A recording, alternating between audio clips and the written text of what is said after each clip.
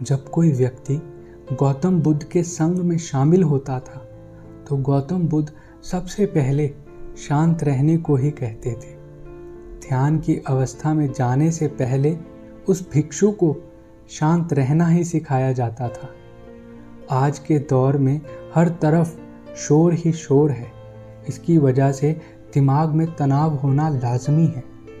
ऐसे में अगर आप हर रोज़ मौन रहने का अभ्यास करते हैं तो इससे आपके दिमाग में तनाव पैदा होना बिल्कुल ना के बराबर हो जाते हैं। इससे आपका दिमाग हमेशा शांत रहता है, गुस्से पर भी नियंत्रण बना रहता है।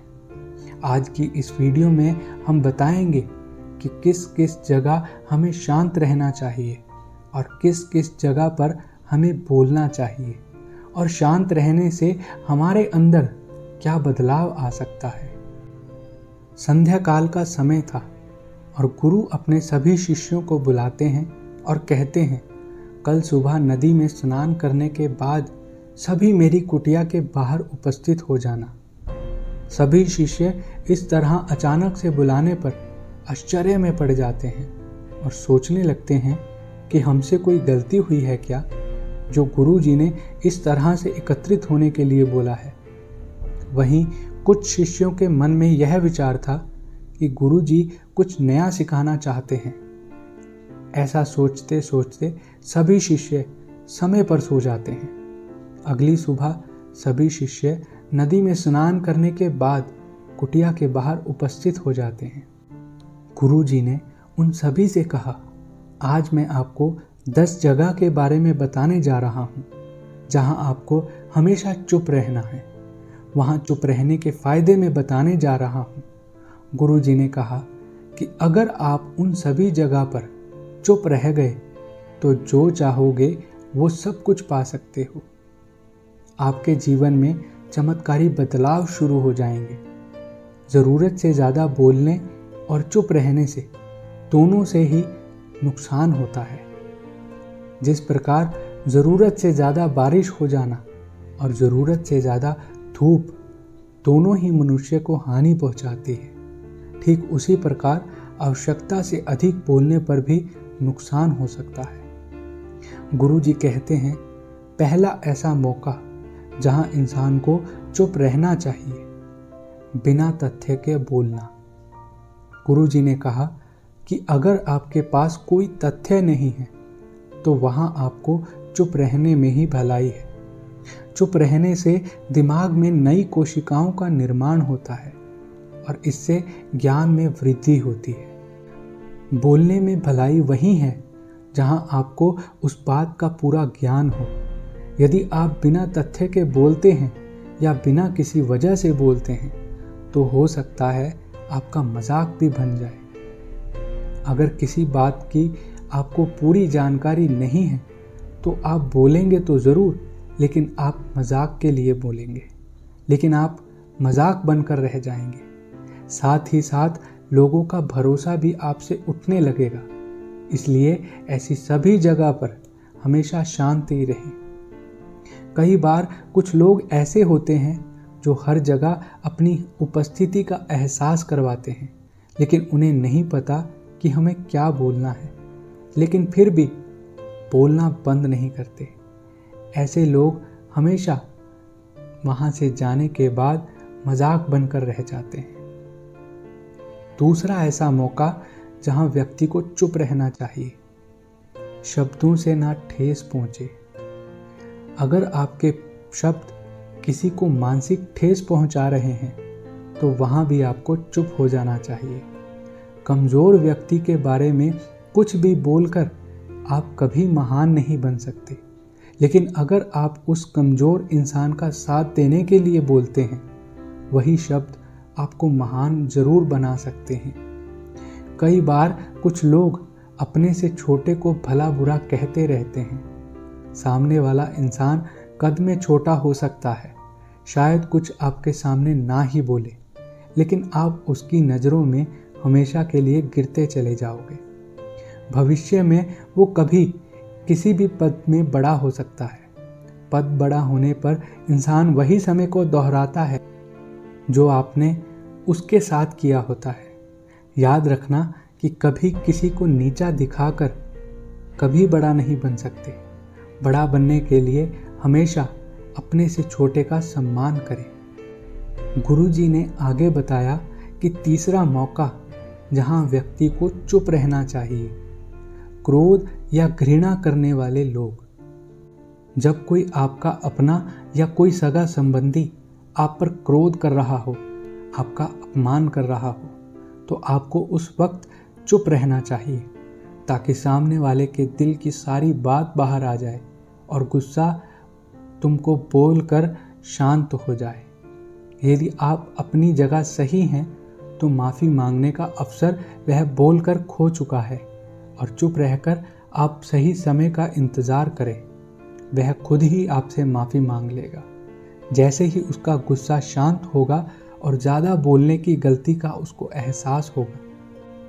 क्रोध के समय अगर बिना किसी को कुछ कहे वहाँ से चले जाओ तो कीमती रिश्तों को टूटने से बचाया जा सकता है। क्रोध करने से हमेशा क्रोध करने वाले का ही बुरा होता है।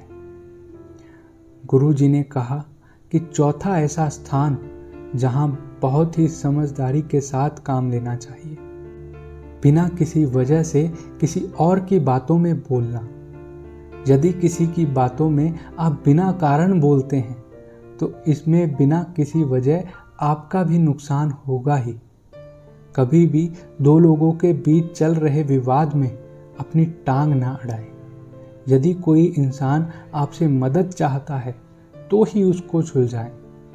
गुरुजी कहते हैं कि 10 बातों में 5वीं बात जहां आपका चुप रहना बहुत ज़रूरी है। आपके शब्दों से किसी को हानि नहीं होनी चाहिए। यदि आपके शब्द किसी के परिवार और मित्र की प्रतिष्ठा के बारे में बुरी झलक दिखा रहे हैं तो वहां आपको चुप रहना बहुत ज़रूरी है।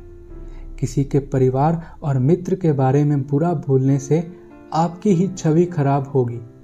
जो चीज़ आसानी से ख़त्म की जा सकती है उसे कभी भी अपने शब्दों से बड़ा ना करें। हमेशा मधुरता के साथ बिना क्रोध से बात करें। यदि ऐसा नहीं कर सकते तो चुप रहकर ही काम चलाएं। गुरुजी आगे बढ़ते समय छठी बात बताने लगे। ऐसा मौका कौन सा है जहां चुप रहना बहुत ज़रूरी है? जब कोई किसी की बुराई कर रहा हो। जब कोई इंसान आपके सामने किसी की बुराई करता है तो उसके सामने कुछ नहीं बोलना चाहिए। उसे कुछ भी सुझाव या कोई राय नहीं देनी चाहिए, क्योंकि जो आज आपके सामने किसी की बुराई कर रहा है वो कल किसी और के सामने आपकी भी बुराई कर सकता है। नीति के अनुसार जो व्यक्ति ज़रूरत पर ही बोलता है वह समझदार व्यक्ति कहलाता है। समझदार व्यक्ति उसे ही माना जाता है जो सिर्फ अच्छाई के लिए ही बोले, किसी की निंदा करने के लिए नहीं। गुरुजी कहते हैं कि 10 मौक़ों में 7वां ऐसा मौका जहां हमें चुप रहना चाहिए। जब कोई नहीं समझ रहा आपकी भावना, जब कोई आपकी भावना, आपके दुख को शब्दों में नहीं समझ रहा, जब कोई सामने वाला व्यक्ति आपकी परेशानियों को समझ ही नहीं पा रहा या अनसुना कर रहा है, तो ऐसे व्यक्ति के सामने हमेशा चुप ही रहना चाहिए, क्योंकि ऐसे व्यक्ति को किसी के दुख और भावनाओं से कोई मतलब नहीं होता। तो ऐसे लोगों के सामने अपने दिल की बात बताकर हमेशा नुकसान ही उठाना पड़ता है। आपके मन की बात सिर्फ उनको ही बताएं जो उसको सुनकर समझे और आपकी परेशानी को दूर करने की कोशिश भी करें। 8वां ऐसा मौका जहां आपको चुप रहना चाहिए। जब कोई व्यक्ति आपको परेशानी बता रहा है तो इसका मतलब आपको वो अपना मानता है, इसलिए तुमसे दुख बताकर आपसे समाधान की उम्मीद चाहता है। ऐसे में आप उसकी परेशानी को शांत मन से, चुपचाप उसकी परेशानी को सुनकर शांत मन से, शांत दिमाग से उसको उत्तर दें ताकि उसकी परेशानी कम हो जाए। ऐसा ना हो कि आप उसकी परेशानी को शांत रहकर सुने बिना उसे कोई सुझाव दें और उसकी परेशानी और ज़्यादा बढ़ जाए। 10 बातों में 9वीं ऐसी जगह जहाँ चुप रहकर कार्य करना चाहिए।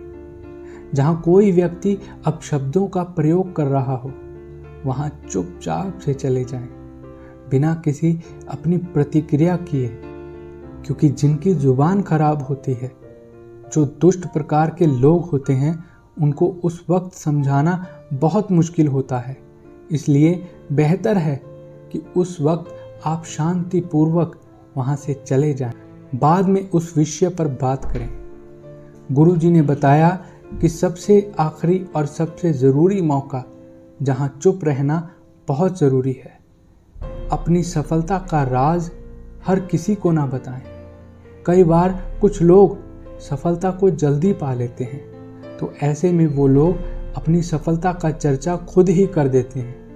लेकिन ऐसा ज़रूरी नहीं कि हर कोई आपकी सफलता से खुश हो। तो ऐसे में बुरे लोगों की नकारात्मक ऊर्जा आपको प्रभावित कर सकती है। जब आप सफल होंगे तो सबको पता चल जाएगा कि आप सफल हो गए हैं, इसलिए चर्चा करने से सिर्फ हानि हो सकती है। इतना कहकर गुरुजी ने कहा कि शिष्यों, आज के लिए सिर्फ इतना ही, और अगर मेरी इन बातों को आप अपने जीवन में अपना लेते हो तो जीवन में परेशानियों का आना बहुत कम हो जाएगा। इस आश्रम को छोड़कर जब जाओगे तो यही बातें आपको वरदान की तरह कार्य करेंगी। उम्मीद करता हूँ आपको इस वीडियो से बहुत कुछ सीखने को मिला होगा। धन्यवाद।